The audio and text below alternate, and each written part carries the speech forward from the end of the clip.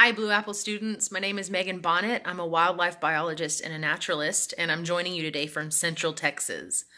Let's take a look at the Central Texas ecology and some of the animals and other creatures with whom I share this ecosystem, how I help to keep this ecosystem healthy, and how you can do that where you live.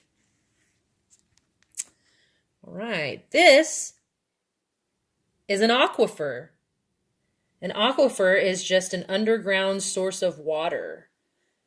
This is specifically the Edwards Aquifer. It's a very, very important water source for millions and millions of Central Texans, humans and non-humans alike. Here's the state of Texas, and you can see how big that aquifer is. If you can imagine how big the state of Texas is, and it is big, then you can imagine that this is a very large aquifer system.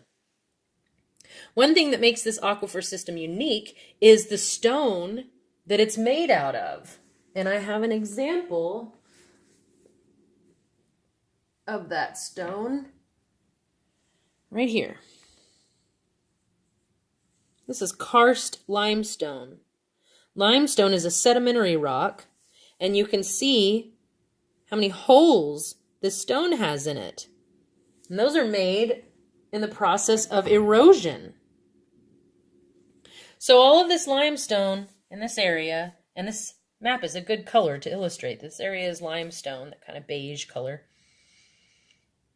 It's really soft, and it's very easily eroded.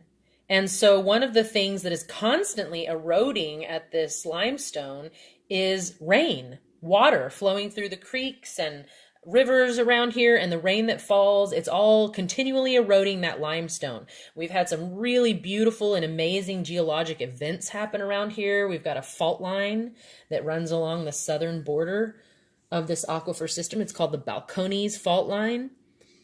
And that created a series of springs. So all along this line, there are all these little springs that pop out of that system because of the pressure of the water being pulled in this direction from what we call the contributing zone or contribution zone here to the recharge zone here, and then to the artesian zone, which is where the springs come out of the system. This is a very important resource for humans, for salamanders, for birds, for all of the creatures that inhabit this area. Let's take a look at some of the ones who have been most affected by pollution in the Edwards Aquifer system. These are the endangered and threatened species of the Edwards Aquifer region. You've got the Texas blind salamander, the San Marcos salamander, Peck's cave amphipod, Comal Springs riffle beetle, Comal Springs dryopid beetle, Texas wild rice, fountain darter, and San Marcos gambusia. All of these creatures are endangered because of pollution in the Edwards Aquifer and other human behaviors that are destructive in this area. But these two in particular, the Texas blind salamander and the San Marcos salamander, we call these two species and other species of aquatic salamanders in this area the canaries in the coal mine. If you look at those little gills, those little external gills on the sides of their heads, that's how they breathe. And when they're in a healthy environment, those gills are bright red. When they're not in a healthy environment, those gills are kind of a grayish purple. And often when they get pulled out of or found in the aquifer region here in Central Texas, their gills are not very bright red. They're kind of a grayish purple sometimes. So we know that we have our work cut out for us as it pertains to keeping this ecosystem healthy. So how do we do that? How do we keep the ecosystem healthy for ourselves and for all the other creatures that inhabit the ecosystem, whether it's the Edwards Aquifer here in Texas or the ecosystem where you live? Well, there are a lot of ways to do that, and you guys are very talented and very creative, and you're going to find all kinds of ways as individuals and as a collective, hopefully, to not only clean up, but to enhance the ecosystems where you live, because it's not just about sustainability. In the end, we can create abundance. We can grow food for ourselves, and we can save some what we call earth share for the animals and other creatures that live around us.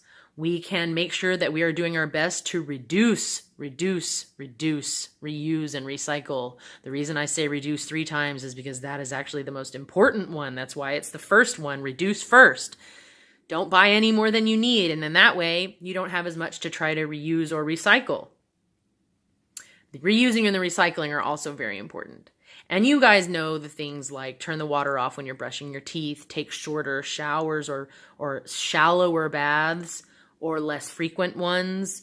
Don't order plastic straws when you go to the restaurant. Make sure they don't give you styrofoam when you leave. These are all good things to remember, but you can get way more creative than that. And one thing I'd like for you guys to look into is a movement called permaculture. Permaculture. Permaculture. I think you're going to get some really good ideas from looking up what people in the permaculture movement have to say and what they're trying right now to make sure that they are combating things like pollution, which is a big problem, and it's a human-caused problem.